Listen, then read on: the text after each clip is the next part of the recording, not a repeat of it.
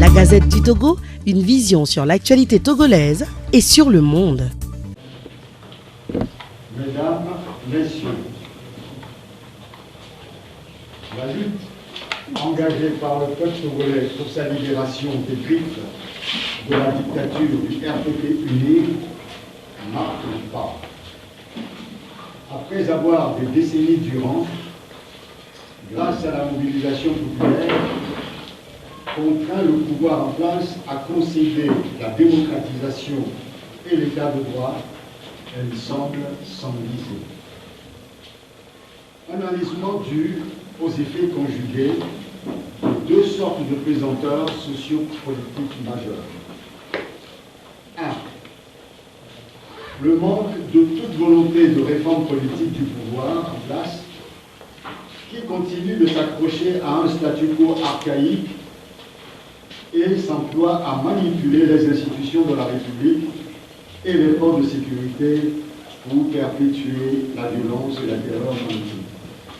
Avec des assassinats, des détentions arbitraires, le piétinement des libertés publiques et des droits de l'homme, l'interdiction des manifestations publiques pacifiques et les entraves au libre exercice des activités politiques, la corruption et la fraude électorale.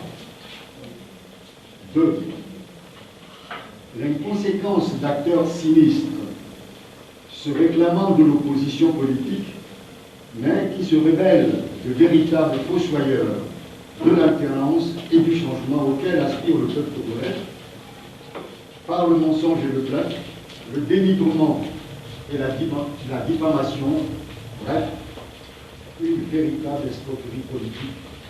Ils ont ruiné tous les efforts et les sacrifices consentis jusque-là par les Togolaises et les Togolais pour se libérer de l'injustice et de l'arbitraire, de l'oppression et de l'humiliation. C'est donc dans un environnement rendu encore plus hostile que les populations togolaises qui se refusent de céder au découragement doivent désormais poursuivre la lutte libératrice. Il s'agira pour cela de mobiliser avec une ardeur décuplée toutes les énergies, la jeunesse, les femmes, les travailleurs de tous les secteurs dans les villes, dans les campagnes et dans la diaspora. L'ANC, pour sa part, entend maintenir le cap des choix lucides et pertinents, soutenus par les forces vives engagées dans la lutte. Des choix que nous assumons avec responsabilité et dignité, en appelant tous les combattants de la liberté et de la démocratie à la vigilance, à la rigueur et au sérieux qu'exige toute lutte de libération. C'est le sens des mots d'ordre, directives et orientations politiques issus de notre dernier Conseil national le 10 octobre 2020 à Lomé. L'objet de la présente conférence de presse est de faire le point des activités de l'ANC depuis le dernier Conseil national, d'exposer son appréciation de l'évolution de la situation d'ensemble de notre pays, notamment au plan économique, politique et social, et de dégager certaines perspectives conséquentes. Notre parti est en effet à pied d'œuvre pour réactiver ces structures fédérales et les redimensionner conformément au découpage municipal. En outre, l'ANC, conformément à son habitude, est toujours en ordre de bataille pour toutes fins utiles.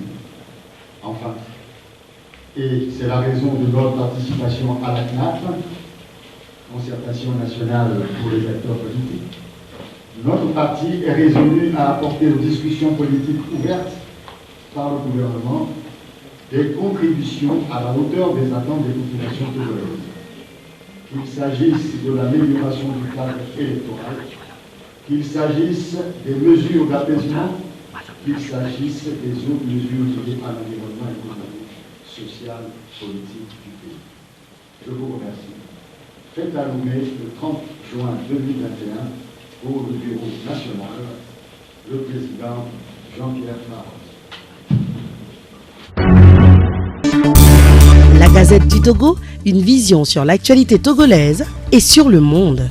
Rejoignez-nous sur le www.lagazettedutogo.com ou sur nos comptes Facebook, Twitter et YouTube. Pour tout contact, écrivez à contact@lagazettedutogo.com ou appelez le 92 80 88 53. La Gazette du Togo, c'est l'information en continu.